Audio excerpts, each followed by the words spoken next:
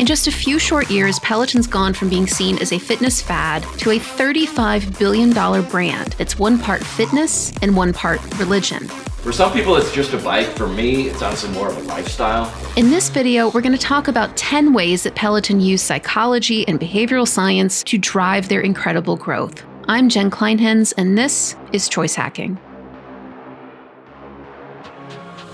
If you're not familiar with Peloton, here's a crash course. It's a fitness brand that is most famous for its digitally connected spin bikes. The Peloton bike has a screen where you can stream live classes or watch pre-recorded ones. You earn points by working out. The harder you work out, the more points you get, which helps you climb a leaderboard. Now, when Peloton was founded in 2012, it used the most addictive experiences on the planet as templates for its business. Their whole business model depends on getting people to start biking and stay biking, and that's no easy task. That's why Tom Cortese, one of Peloton's 5 co-founders, has said in interviews that the company looked at brands like Apple, Netflix, and Amazon for inspiration.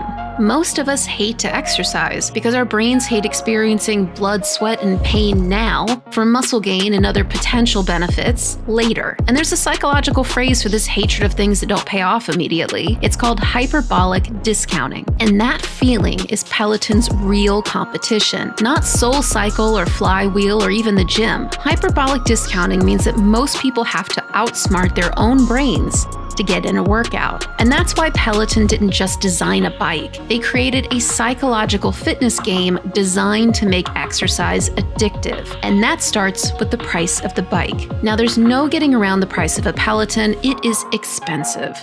At well over $2,000 for the bike itself, plus another 40 or so bucks every month, it is a big investment.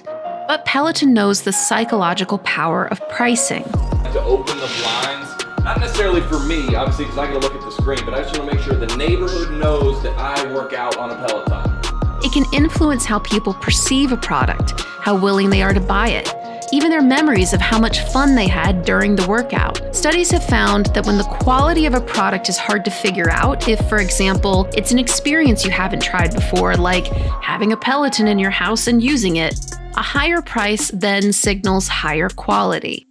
There's another psychological principle at play in the pricing that you've probably heard of, the sunk cost fallacy, our second principle. It says that people are more likely to start or continue something if they've made a big money or time investment. So when people see a bike that they've paid big money for and they're still paying for every month, it makes them more likely to get on the bike.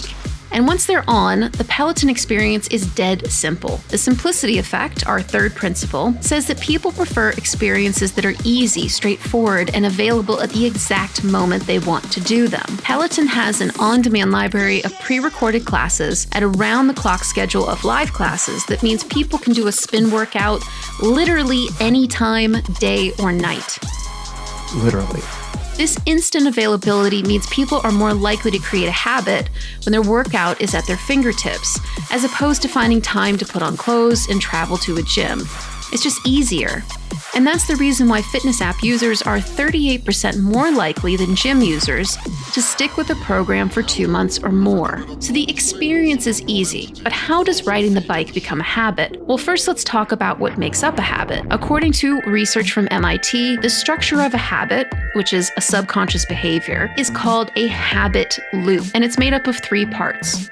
First is a trigger, second is a routine, and third is the reward. So let's start with triggers. These are the reasons why someone gets on the bike to start a workout. There are a few things at play here. So first, the mere exposure effect, our 5th principle. Because the Peloton's design is sleek and small, a lot of people fit it into their living rooms or their bedrooms, places where they see it every day. And the mere exposure effect says the more you see something, the more you like it. And in this case, the more likely you are to jump on it and work out. Second, scheduled classes can help users create what psychologists call our 6th principle, an implementation intention. Basically, you make a plan on where, when, and how to show up, and you're more likely to stick to a goal. The nice thing about Peloton is the where and the how are done. You just have to figure out that life trigger that tells you it's time to jump on the bike. So maybe after the kids are in bed or when you get home from work. Pretty soon you don't have to think about it. You just jump on the bike when it's time to work out. So we've talked about how Peloton creates triggers for users to jump on the bike, but what about the second part of the habit loop?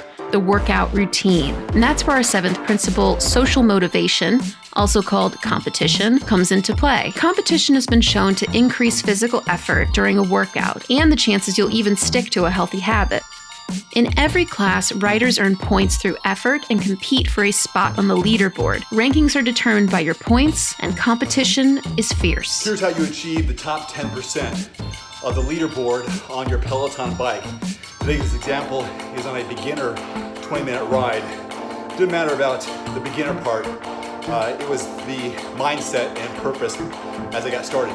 But as inspiring as moving up the leaderboard is, people love the community even more. Users say things like, quote, "The amazing Peloton community is what keeps me motivated." And that sense of community that Peloton creates, it's using a persuasion principle called unity. Our 8th principle. Unity says it's easier to get someone to do something if you appeal to their sense of identity and make them feel like they're creating a community. So that might be pointing out that you went to the same college as someone or grew up in the same town. On Peloton, they do this through the use of hashtags, and it helps create emotional bonds with the bike. We still want the same intimacy of the experience that we had 6 or 7 years ago, where there was just a few people and it was really special. So this tagging infrastructure allows you to create your own special group. To Tom's point, whether it's your 25 colleagues or whether it's your old sorority or fraternity or your high school or any affinity or any type of group that you associate with, and you can have up to 10 tags on your profile. So get involved, create some groups, create the intimacy that you want on the Peloton platform. I think you're going to love it. We're really excited about it. There's another key element to creating a sense of community, and that's the instructors. After taking the same people's classes day after day, riders can start to develop our 9th principle, parasocial interactions. This principle describes that bonded feeling you get when you watch an influencer, a musician, or an actor over the years. You start to develop a kind of one-sided relationship. It's like how watching an episode of The Office might feel like you're hanging out with your friends, and if you saw Steve Carell in a bar, you might feel like buying him a beer. When you use a hashtag or bond with your favorite instructor, you start to feel like you're part of a bigger group, and you get that sense of belonging. And that's not just the routine of Peloton, it's also the reward, the last part of the habit loop. Now, obviously, there are long-term rewards to working out, like living longer and being strong, but what about right now? What are people's rewards for dragging their butts out of the bed at 6 a.m. for a workout? Well, that's where gamification elements like our 10th and final principle, the goal gradient effect, come into play. This principle describes how people are more motivated by how much is left to reach their target rather than how far they've come. Think of the goal gradient effect as a virtual finish line. The closer riders get to finishing, the more encouraged they become and the harder they work. You can see a literal finish line in the giant progress bar across the top of the screen and track progress towards goals like badges earned for workout streaks and taking certain classes, and even the high fives that people can get from other riders. When you combine this gamification with the serotonin boost of a workout and the emotional attachment to the community and its instructors, you get that addicted feeling that users talk about, and it's what elevates Peloton from a workout to a religion. Thanks for watching Choice Hacking. If you enjoyed the video, please leave a like, and if you think I missed anything, tell me in the comments. I'll see you in the next one.